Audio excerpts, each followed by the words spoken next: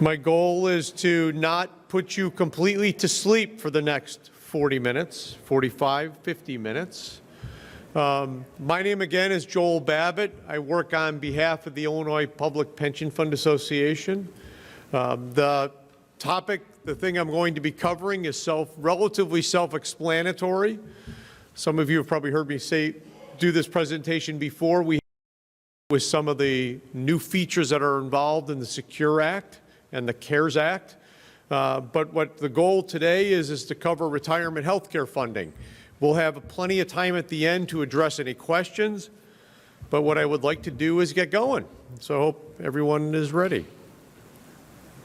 Day-o, day-o. Wake up early, slap on some cologne. I'm 85 and I wanna go home. Just got a job as a lifeguard in Savannah. I'm 85 and I wanna go home. Dropping sick beats, they call me DJ Nana. 85 and I wanna go. Don't get mad. Get E-Trade, kiddo. So thank you, TD Ameritrade. Sorry for the firemen in the room that I just made fun of you.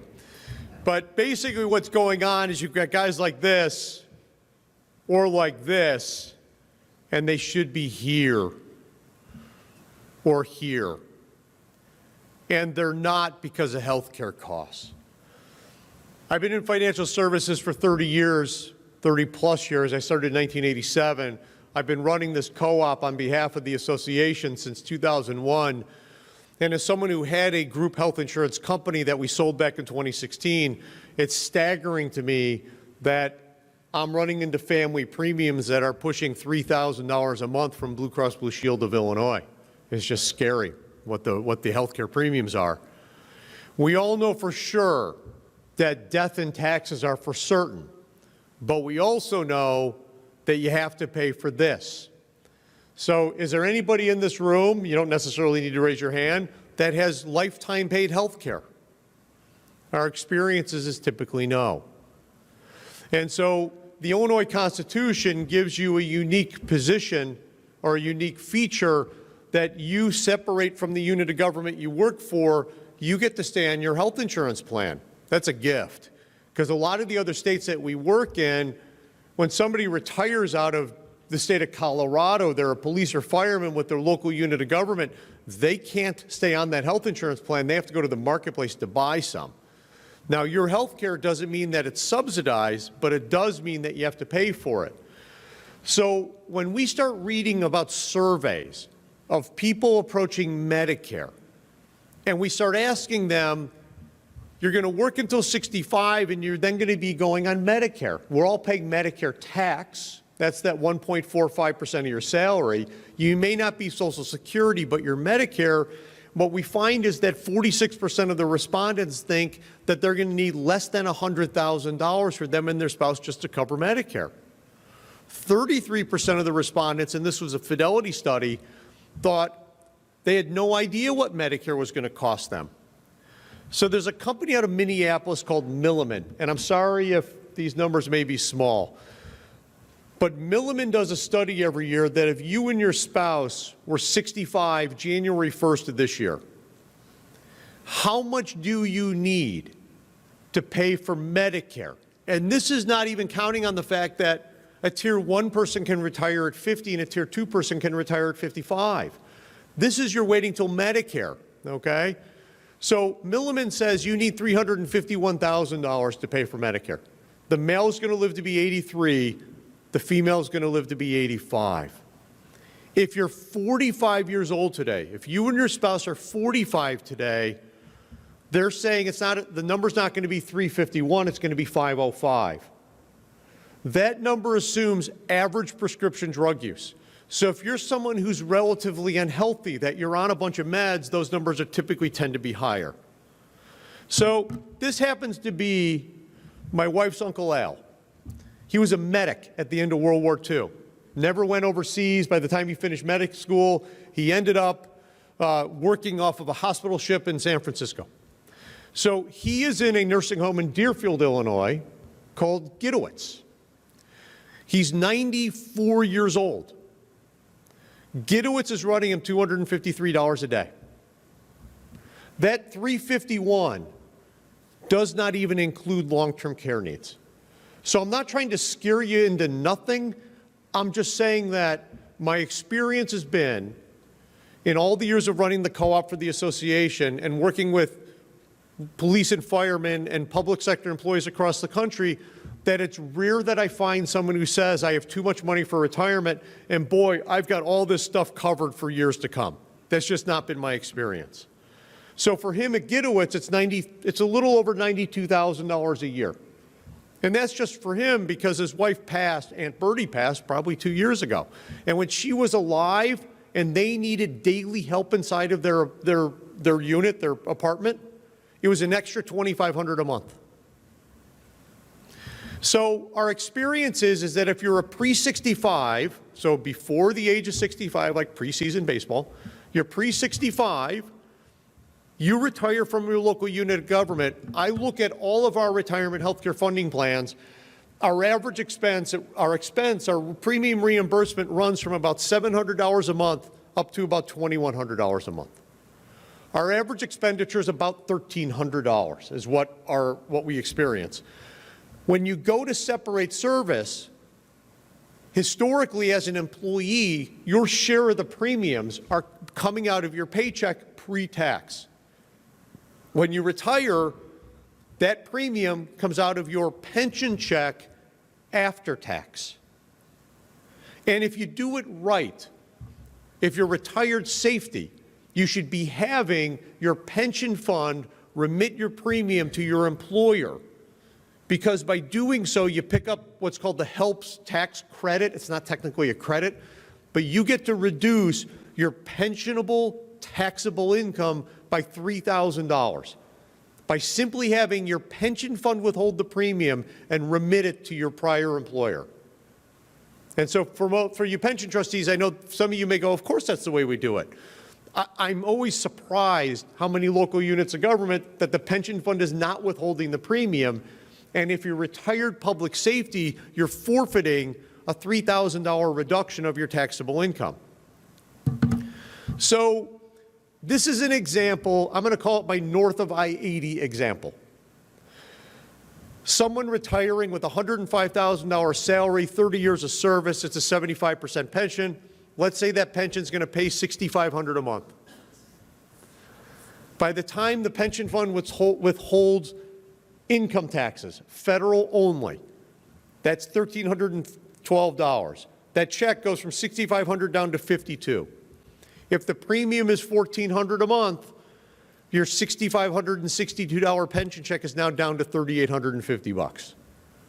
That's our experience with a lot of the retirees that we work with. This assumes you're living in Illinois. If you're living in Michigan, you need 4.25 for state income taxes.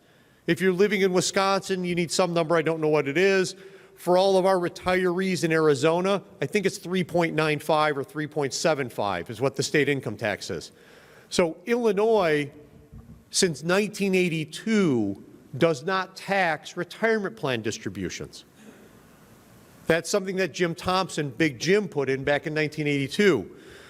To the best of my knowledge, we're the only state that happens to exclude that component. There may be another one out there, but there's a bunch of states that have no income tax, like Florida. But if you go to Arizona, this is taxed also. Your pension will be taxed. Same with Wisconsin, same with Indiana. So let's talk about medical care inflation. In the past 20 years, we've had relatively low inflation. The consumer price index has averaged 2.2%. Medical inflation has averaged 3.6 over the same period of time. Now, the 3.6 may not sound like a bad number, but that number is 70% bigger than the consumer price index. Do your pension checks go up that much greater than the consumer price index? The answer is no, they're all indexed. But if healthcare inflation is running at a lot bigger of a number than what inflation is, it erodes your purchasing power over time. Group health insurance premiums have tripled over the past 15 years. And for the 2018-2019 year, we saw the average municipal insurance premium went up by about 10.5%. So our experience is that if you retire prior to 65, which most of you do, thank goodness, you need a chunk of money to get you from 55 to 65. So if you retire at 55 years old and you need $1,000 a month from 55 to 65, assuming a 6.5% annual increase in healthcare costs, your premiums, you need $168,000 to get from 55 to 65. And then how much money do you need at 65? You need another $351, not including nursing home. So you need a fair amount of money. So what do these plans do?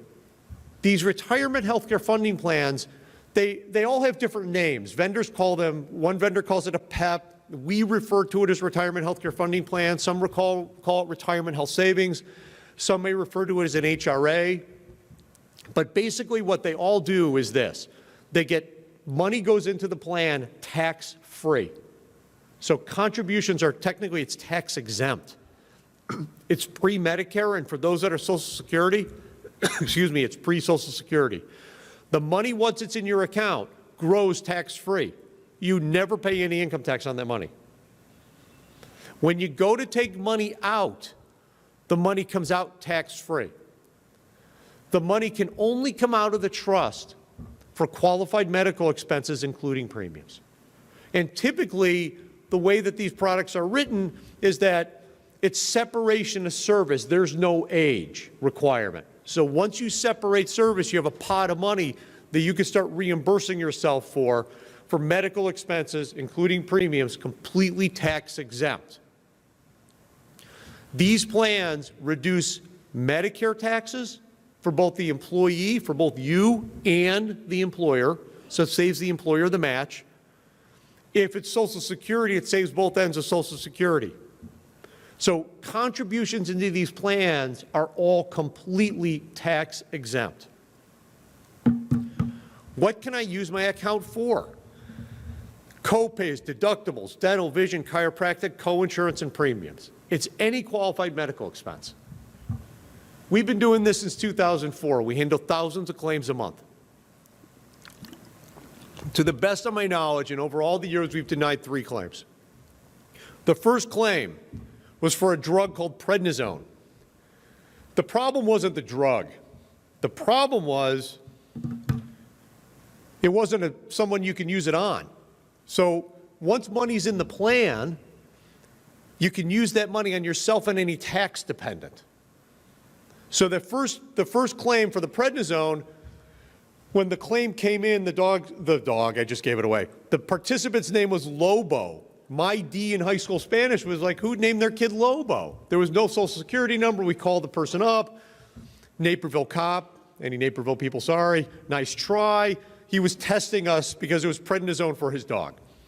The second was a hot tub without a doctor's note. Good try, an Aurora fireman.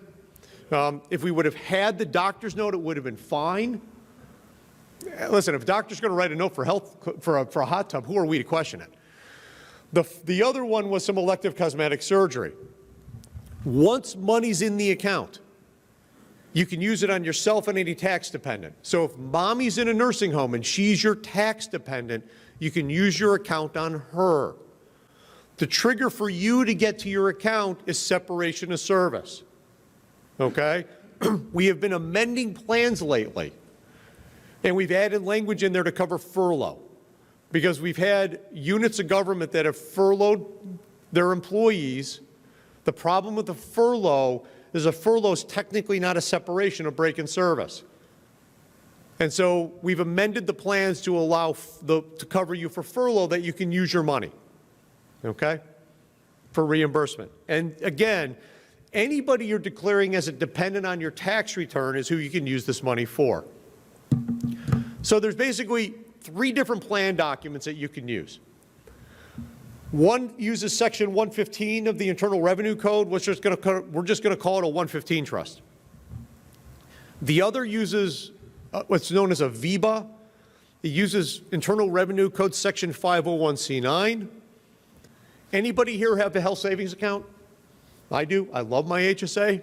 So we're going to touch on HSA because there are some limitations to that most people don't know. So VEBA, it's a 501c9 trust is where it comes from in the Internal Revenue Code. VEBA stands for, it's short for a Voluntary Employees Beneficiary Association. They have been around since 1928. Each trust gets its own tax ID number. So if you have a VEBA, it's got to file an annual tax return, has its own tax ID number. The drawback to a VEBA is that if you die without a tax dependent, the money's gone, okay? And we'll get into that in more detail.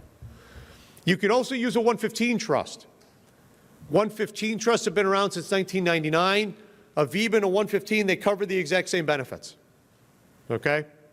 It's the same underlying health document. The authority comes from what's known as a private letter ruling. The plan can be used to pay for all medical expenses, including premiums, deductibles, and copays. The big advantage of the 115 trust is that there is a death benefit to a non-tax dependent. So let's try to get to that in English. So with a VEBA, a 501c9 trust, if you die and you have tax dependents, the account gets retitled in the survivor's name. So let me give you some examples that I have permission to share. 9 years ago, Brian Discerny out of Lockport at the age of 37 passed away.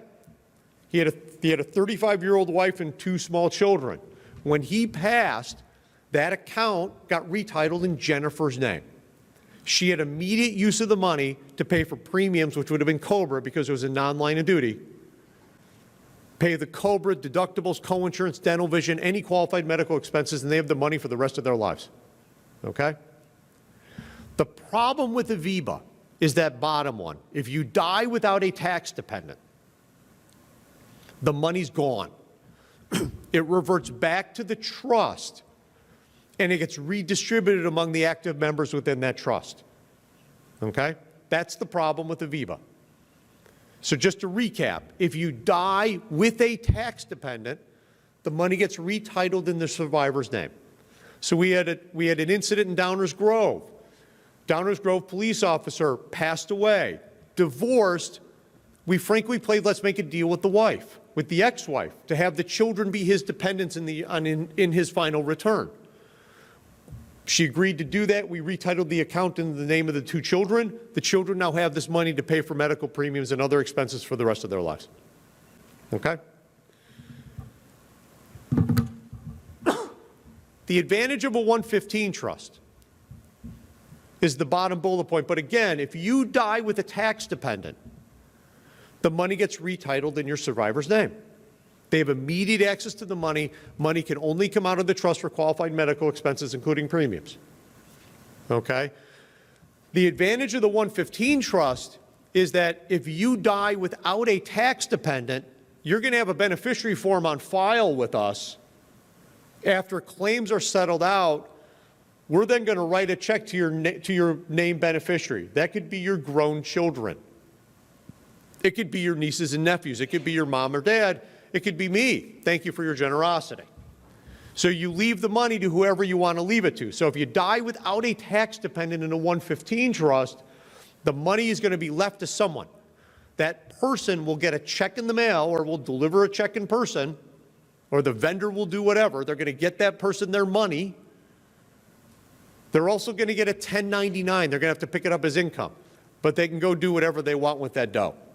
So if you left me your money, I'd probably upgrade my Harley or something, okay?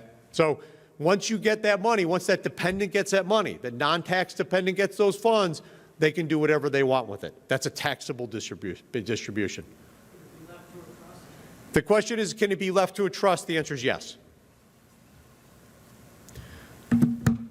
So when it comes to these types of plans, the bulk of our plans are, we're going to call them defined contributions. They're individual accounts. Every member of the bargaining unit has their own account. We also see pooled plans. So of our 100-plus plans, we may have 10 that are pooled. So it sort of works like a pension. The bulk of them are individual, and I'll get through some examples of that. Contributions can be made by the employer. It can be made by the employee through their union contract, but any form of compensation can go into this program. So it could be a flat dollar, a percentage of pay, it could be a sick day. We amended a plan a few years back that any unused uniform allowance mandatorily had to go into the plan. So any form of compensation can go into it. And again, once money's in the account, it can only come out for qualified medical expenses, including premiums. For those that have health savings accounts, here's the problem with an HSA. The problem with the health savings account is, can I use my HSA to pay for health insurance premiums? The answer is no, unless it falls under 3 exceptions. If the high deductible health plan, HDHP, is part of a COBRA continuation coverage, when you retire and separate service, do you go on COBRA? It's technically, the answer is no. You're going on the Illinois Continuation Act. So it doesn't apply. If you, the HSA owner, are currently receiving unemployment under a state or federal program, when you go to retire, are you receiving unemployment? Not that I know of. If the HSA owner is over the age of 65, if that's the case, you can use it to pay for your Medicare or your employer-sponsored plan.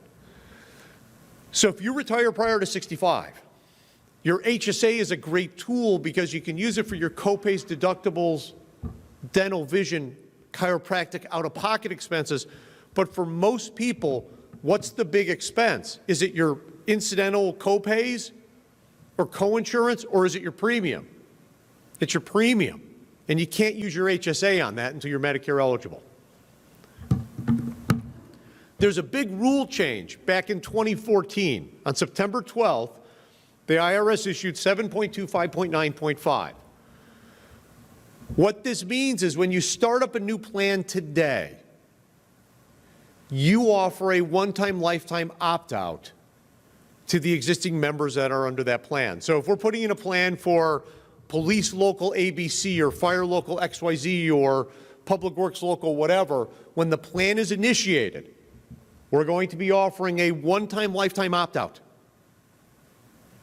for the existing members of the bargaining unit. So if someone wants nothing to do with it, they opt out, they're out for life. All future members of the bargaining unit are mandatorily covered. Okay? And so this sort of gets beyond, shoving it down someone's throat that doesn't want to be involved. They simply opt out and they're done. How are these plans funded? It can be an employer contribution. It can be a flat dollar, a percentage of pay. It can be sick time, comp time, bonus, longevity. Any form of compensation can go into it. Our recommendation would be is if you're starting a plan, keep it simple to get it going. And I'll give you some examples. And what our experience has been, and we've been doing this since 2004, is that as time goes on, and people see the value, and then when you see someone retire and they're 6 years into retirement, and they're between their pension check, with their pension check between taxes and health care, 1/2 to 2/3 of their check is gone. Especially if they retired with a fair amount of debt or kids in college, people now start thinking about, wow, Jim retired and he's really struggling financially. We need to get more money in these plans, and we see these plans expand and more stuff goes into it over time. We've been arguing for a while, why are you accumulating large sick day banks? Here's the logic. What do wages typically increase by over a career? What's the number? 2.5%, 3% a year? Even if you talk about the target retirement rate of return for a pension fund, or if you just think of the S&P 500, what is the S&P 500 average over the last 90 years? Any guesses? It's actually 10. It's staggering, it's that high. What's going to grow faster? Is it going to be your wages, or is it going to be your investment account? It better be your investment account. Why in the world are we doing any investing? Okay? So we've been arguing for years, Why accumulate these large sick day banks that you're basically making a loan to your employer for 2.5% to 3% interest? That's taxable. Versus getting the money out of that bank into an account in your name, completely tax exempt, that you control. You also then eliminate what we've been experiencing in the course of working with local unions and local bargaining units, that a unit of government is under financial stress and they go to the bargaining unit, hey, we're going to let 4 guys go because we can't afford it. And then they go, okay, we'll give up our sick day banks to keep those jobs. And so, or you get promoted out of the bargaining unit and they have the right to take that sick day bank away from you. So the goal is that buy down that sick day bank, because the money's going in at today's wage rate for the employer, and for you as the employee, it's going to grow much faster. Here's some examples. Every police union member is contributing 40 hours of sick time annually. The employer is contributing $750 a year, and at retirement, the police officer's unused sick and vacation time is cashed out and deposited into the plan. When the firefighter sick day bank accumulates to over 400 hours, all hours are deposited at 100% of value. That can be done annually. Wakanda Public Works, we amended their plan. That's every pay period. Okay, so it's different strategies out there. Upon retirement, all sick and vacation time is automatically deposited into the plan within 30 days of retirement. Simple, 1% of salary, 100% of end of career pay. And again, our experience is, as time goes on and as people become more comfortable with these tend to change. This was Oak Forest Fire. They had an unlimited sick day bank. The union went in and capped it at 318, their number. So they initiated the contract. If you had more than 318 hours in your bank, the city of Oak Forest wrote a check for every one of those members, participants, into an account tax exempt in their name. If you finish the year above 318, whatever's in that bank over 318 at the end of the calendar year automatically gets rolled over within 30 days. When you separate service, whatever in your bank gets dumped into it. And then what they've done in the last couple of years is they've added a percentage of pay. So I think everyone's doing 1.5% of pay on top of this. We're seeing more plans like this. Done by years of service is completely fine. Done by job title or rank is completely fine also. But what a plan like this does is it allows your newbies on probation not to be having to put money into the plan when they're so broke. And if they end up washing out in the process, they didn't have an account set up that they have to mess with.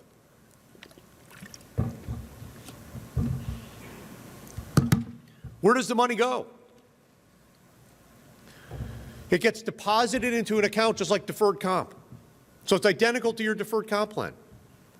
You have a portfolio of mutual funds, you get to log in, manage your own accounts.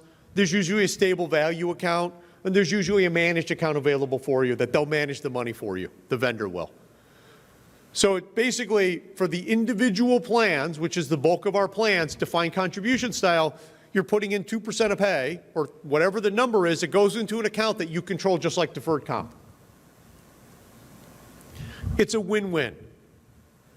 The money goes in and everything is triple tax-free. Tax-free in, it's actually better than that, it's tax exempt. Tax-free growth, tax-free out. The employer saves all the payroll taxes. So just like for those that contribute to a flexible spending account, how many of you have FSAs? For those that have flexible spending accounts, your employer is saving the payroll taxes on that. It's the incentive for them. Same thing with this. This is an above-the-line deduction, so they save all the Medicare and Social Security. The other thing it does is it drives down their workers' comp rates because workers' comp is driven by payroll numbers. It's basically an FSA, a flexible spending account without the use it or lose it feature, and if it's structured right, it discourages the use of sick time. It reduces overtime, it reduces payroll taxes, it can reduce sick day banks, it reduces something called OPEB. OPEB is that liability of all the promises for benefits other than pension that an employer has to put on their balance sheet now. So we're working with a fire district. Their OPEB is about $2.1 million. It's the sick day bank. That's what it's worth to them. The employees get a 2.75% raise. That means that sick day bank liability went up by 2.75%. So start buying it down. Let's make a deal. Because you're better off as a member with money in your bank, tax exempt, instead of lending it to your employer. And the goal is that an employee will walk out the door when they feel they should, instead of hanging on because they can't afford the health care expenses in retirement. Whether it's us, whether it's a vendor you're working with, all the vendors will provide you sample contract language, give you sample documents, give you sample resolutions. Depending upon the vendor you work with, they're going to charge you between $350 and $1,500 as a one-time setup fee. So it's a nominal cost. Some will waive it entirely. But the vendor community out there attempts to make it as easy as possible for you to implement these plans. How did I do? All right, I got a little bit of time.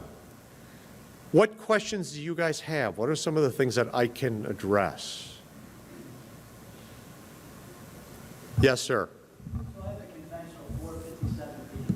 And I take that, we were kicking around with the deal, we got a plan, we wrote it on it for a the city is bearing a fee to get it up. Is that something I could go into a VIVA account so that it's tax-free coming out? So the question is can I roll my 457 into an account of this type? I wish you could, but the answer is no. So, yes, sir.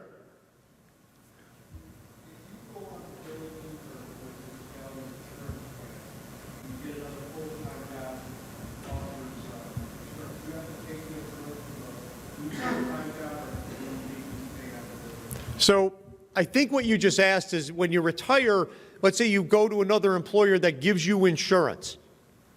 And do you have to take that insurance? The answer is no, you don't. But I think, let me interpret your question a little bit differently. If you've got a pot of money, can you use that money on the insurance premiums with your new employer? Is that what you're asking? By law, you have the right to stay on the unit of government you retired out of. You can stay on that plan. You do not have to take the other insurance and leave the plan. You can take it and still stay on that plan, but you do not have to leave that plan. The other thing, let me finish up on that, because we do have this come up. Let's say you retire out of the community of ABC. You go become an employee of another unit of government or somewhere else, and they're giving you health insurance.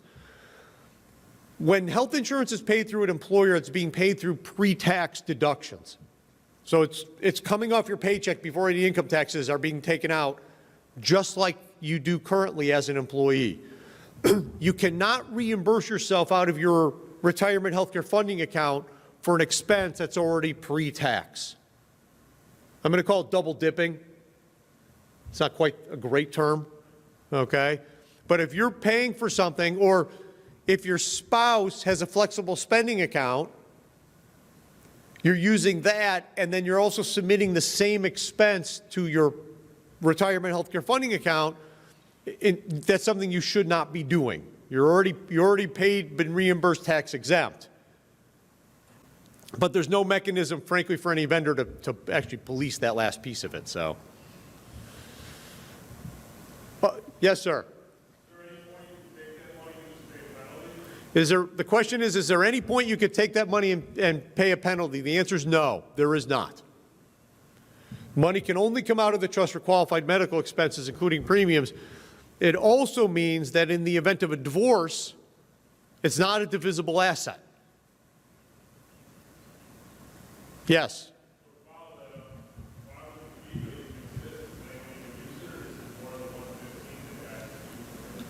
So the question is why does Aviva exist and does anybody use it? So since 2014, pretty much all we've done are 115 trusts. And it's primarily because of that death benefit feature. So there's really, all of our new plans have all been 115 trusts since then. But there are some vendors that all they sell is the 501c9 trust. So it just depends on who you're buying it from. Yes, sir. So the question is, if you have a VIBA 501c9 trust, can you convert it? The answer is no, but what you can do, and what we've done with a bunch of our old 501c9 trusts, is we've added the 115 for all money after a new date. So we've done it in Aurora, we've done it in Naperville, where money as of March 1st of 2019 or February 1st of 2017 is covered under the new trust. And then when you retire and you start drawing your money down, we draw the old VIBA money first. No. Not at all. It's a fluid situation. Yes, sir.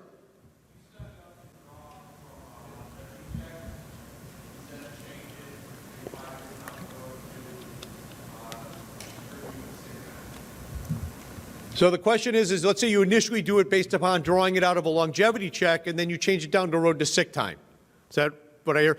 You could change it. There's nothing that prohibits you from making changes to the funding as time goes on. And what our experience has been, as plans mature and bargaining units become more sophisticated and understand this better, they modify the plan, usually every contract period, to best meet their needs. Yes, sir.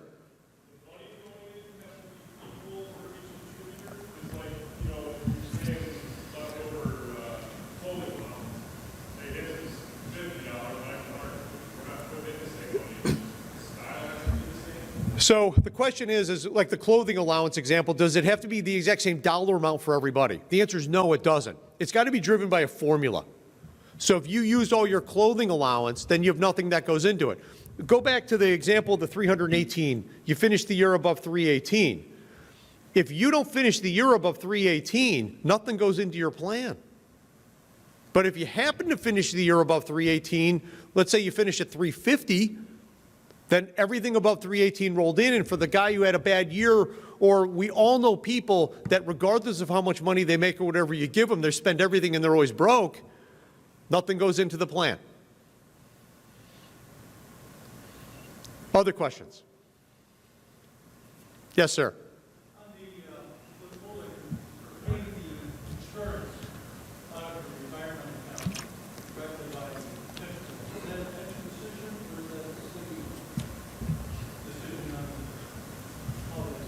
So the question is it a pension board decision or the city decision whether or not to allow the withholding?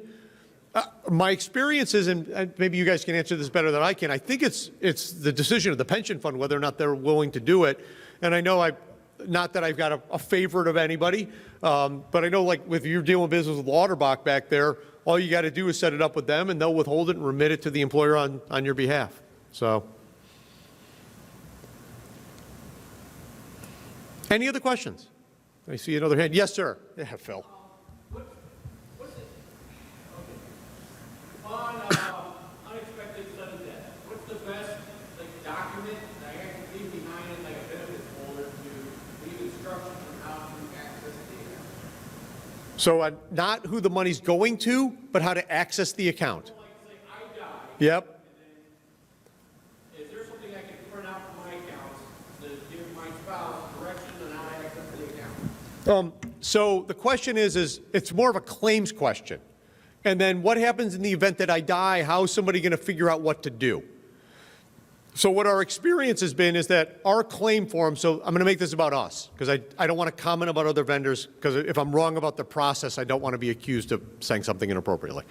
So our process is that our claim form's up online, and what our experience has been is when a member passes away, we're typically getting a phone call from that surviving spouse. So you have laid already some groundwork with your surviving spouse to say, hey, if I pass, my health care is coming out of this account at Transamerica, call IPPFA's office. And so that's probably the best I can give you, because we don't necessarily have procedures set up to like a communication flow chart for a surviving spouse ahead of time for that conversation. Because our experience has been is that you don't have an infinite amount of money in these accounts. You may have $75,000, $100,000, $200,000 if you're really, really lucky. It doesn't last a lifetime anyway, so you tend not to outlive it. I mean, we've been doing this since 2004, and if I can think of 5 or 6 or 7 people that actually died with money left in their account, I would probably be surprised, and we handle thousands of claims a month. So you tend to outlive your accounts, is my experience. So Phil, I don't know if that was helpful, sorry. Well, I was just thinking that, you know, my fault, or something. Right. You know, what are my assets? Somebody else that doesn't know, I don't know. Well, I know, like, for me, listen, if I get killed on my motorcycle, I've got a piece of paper that has all of our accounts on it, the account number and phone numbers that my wife knows, okay, I know I need to pull this out of the folder to at least have a general understanding of where things are at. So, any other questions? Anybody I'm missing? Well, thank you, everybody. I think we've got a little bit of time left. I think you've got about 10, 15 minutes. So thank you very much. I'm happy to hang here if you've got any questions, and enjoy the rest of your day, and go Cubs, go Sox.